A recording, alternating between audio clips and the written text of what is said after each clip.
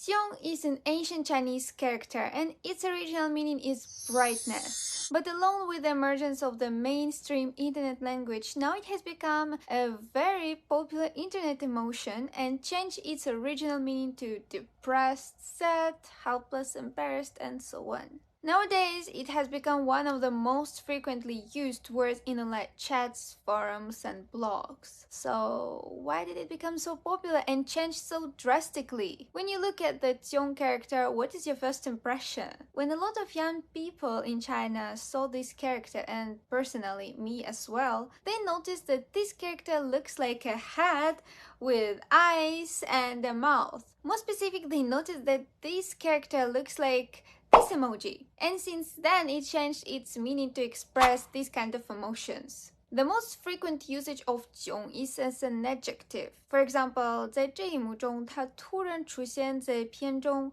并且上演了超穷的一幕。But we can also use it as an independent character to express emotions, for example, instead of using emojis. This is all for today. I wish all of you never jiǒng. Have a nice day and I see you next time.